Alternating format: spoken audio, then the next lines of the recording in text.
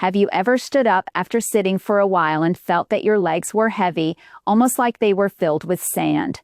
Or perhaps you've noticed that after a bit of light gardening, your knees and ankles feel stiff and achy for the rest of the day. Many people think this is just a normal part of getting older, a sign that we should slow down. But what if it's not just about age? What if it's a quiet signal from your body, telling you that its internal rivers are no longer flowing as smoothly as they once did? In traditional Chinese medicine, we see these signs not as an endpoint, but as a crucial message. This heaviness, this stiffness, is your body's way of asking for help to get its vital energy moving again. It's a call to restore the natural flow that keeps you feeling light, warm, and full of life. This isn't about fighting age, but about working with your body to maintain its beautiful, natural balance. In modern medicine, we understand that our health depends on a vast network of tiny blood vessels called capillaries. These are the last mild olivary roots that bring oxygen and nutrients to every single cell in our body. Scientific studies show that as we age, we can lose a significant portion of these vital capillaries. When these pathways start to disappear, it's like roads closing down in a busy city. Deliveries of essential supplies slow down, and waste removal becomes inefficient. This is why muscles can feel weaker, skin can become dull, and our overall energy can decline. Traditional Chinese medicine has a wonderfully poetic way of describing this same process. It talks about the flow of qi and blood. Think of qi as the vital energy, a force that makes everything in your body work. Blood in this vein is the nourishing substance that carries this energy. They flow through pathways like a life-giving river, warming our limbs, nourishing our organs, and keeping our minds clear. When we are young, this river flows strong and fast. And as we get older, or if our lifestyle habits are not ideal, the qi can weaken. When the energy pushing the river weakens, the flow becomes sluggish. This is what we call stagnation. The river gets blocked with silt and debris, and the nourishing water can reach the fields downstream. This is why you might experience cold hands and feet, numbness, stiffness, or that feeling of heavy, swollen legs. The modern view of fading capillaries and the ancient wisdom of stagnant qi and blood are two ways of looking at the same fundamental truth. A smooth, unimpeded flow is the very foundation of health and vitality. Let me share a story about a retired school teacher I once knew, a gentleman named Mr. Lee. He came to me complaining of constantly cold feet, so cold that he had to wear thick socks to bed even in the summer. His legs often felt heavy and swollen by the evening, and he found himself losing the energy to take his daily walks. His family doctor told him his circulation was just slowing down with age. From a TCM perspective, his pattern was clear. His spleen T was deficient, meaning his body's digestive fire was low, so it wasn't effectively transforming food into energy and was allowing damages to accumulate, causing the heaviness. This, combined with a decline in his kidney yang, the body's internal furnace, meant there wasn't enough warmth and force to push the blood all the way to his extremities. We didn't do anything drastic. We started by adjusting his diet, adding warming foods like ginger, cinnamon, and lamb, and I taught him how to make a simple kani with astragalus root to boost his qi. I also showed him some gentle leg exercises he could do while watching television. It wasn't an overnight fix, but week by week he started to notice a change.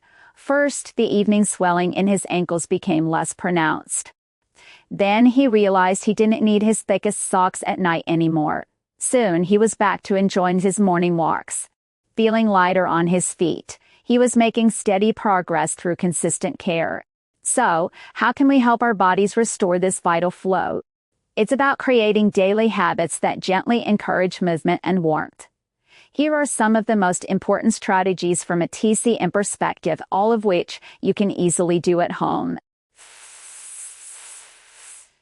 We must warm the body's internal furnace, what we call yang energy. Think of yang as the sun within you. It's the active, warming, and motivating force that drives all of your body's functions, especially circulation. When this inner sun is dim, you might feel perpetually cold, have a sore lower back, need to visit the bathroom frequently at night, and feel a general lack of get minus up minus and minus go. Warming your yang is like adding logs to a fire. It generates the heat needed to make the river of qi and blood flow freely. A simple way to do this is with a daily foot soak. Before bed, fill a basin with water as warm as you can comfortably tolerate and add a few thick slices of fresh ginger. Soaking your feet for about 15 to 20 minutes not only feels wonderful but also draws energy downward, warming the entire body and preparing you for a deep, restful sleep. Next is strengthening the spleen.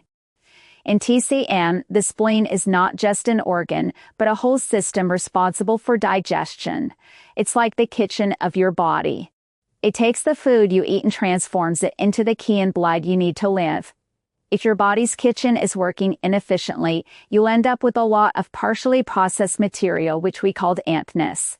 This dampness is heavy, sticky, and clogs up the system, leading to bloating, fatigue, brain fog, and that heavy feeling in the limbs. People who need to strengthen their spleen often feel tired after meals and may have loose stools. The best way to support your spleen is to eat warm cooked foods. Think of it like this: your digestive system has to work much harder to warm up and break down cold. Raw foods like salads or iced drinks. A simple bowl of warm oatmeal or rice porridge in the morning is far gentler and more nourishing. Adding naturally sweetened earthy foods like sweet potatoes, carrots, and pumpkin also strengthens the spleen's function. Third, we need to nourish the blood. If qi is the force that moves the river, blood is the water itself. If the river's water level is low, it can't flow properly, and it certainly can't nourish the lands it passes through. Someone with deficient blood might have a pale complexion, feel dizzy when standing up, have dry skin and hair, brittle nails, and experience difficulty falling asleep or staying asleep. Nourishing the blood is about eating foods that are rich in color and nutrients. Dark leafy greens like spinach and kale, goji berries, weed dates, and small amounts of high-quality weed meat or eggs can all help rebuild your body's blood reserves. A simple and delicious way to do this is to add a small handful of goji berries and a few pitted reed dates to your oatmeal or tea. Fourth, it's crucial to soothe the liver. In TCM, the liver is like the body's general, ensuring the smooth and orderly flow of qi throughout the entire body. When we are under stress, frustrated, or feel stuck in life, our liver can also become stuck or stagnant. This is like a traffic jam on the body's highways. Even if you have plenty of qi and blood, it can't get to where it needs to go. Signs of liver qi stagnation include irritability, frequent sighing, tension in the neck and shoulders, and for some, digestive upset. Soothing the liver is often about creating a sense of ease and flow. Gentle stretching, deep breathing exercises, and taking short walks in nature can work wonders. A cup of rosebud tea is also a classic remedy to gently move stagnant liver qi and calm the spirit. Finally, we must support the kidneys. The kidneys are considered the foundation of our health, holding our body's core energy reserves. Think of it as your body's main battery. All other systems draw power from this battery. As we age, this battery naturally loses some of its charge. Symptoms of declining kidney energy include a weak lower back, sore knees, memory issues, and a general decline in vitality.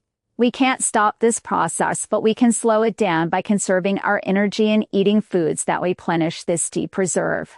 Black-colored foods like black sesame seeds, black beans, and walnuts, which even look like little brains and are known to support brain health, are traditionally used to nourish the kidneys.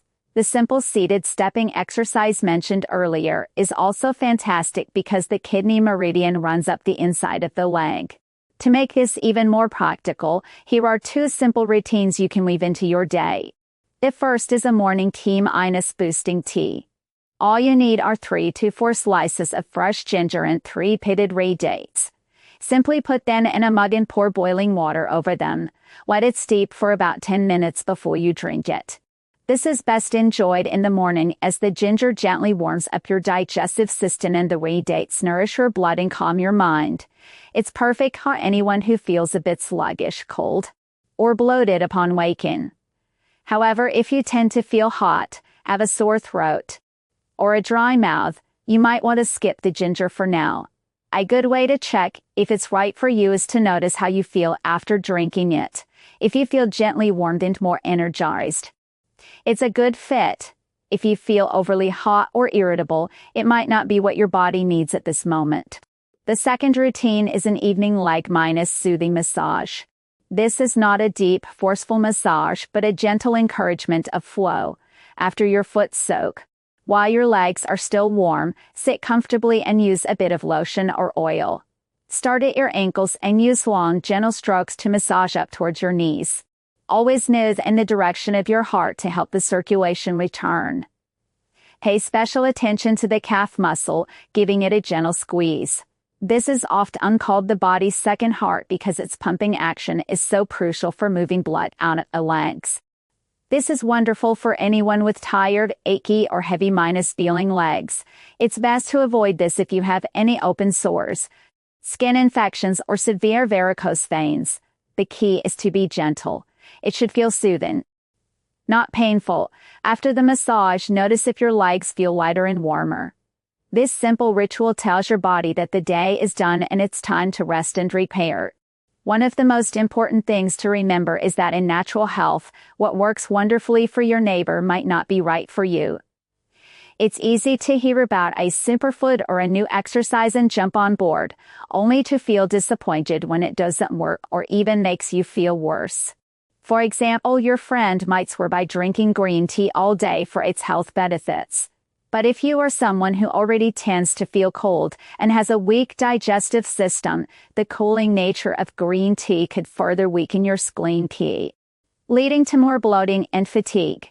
This is because traditional Chinese medicine is not about treating a symptom in isolation, it's about understanding a person's whole mind-body pattern. Your friend's heat needs clearing needs are different from your minus warming needs. This is why blindly copying others can be a mistake. Your body is unique.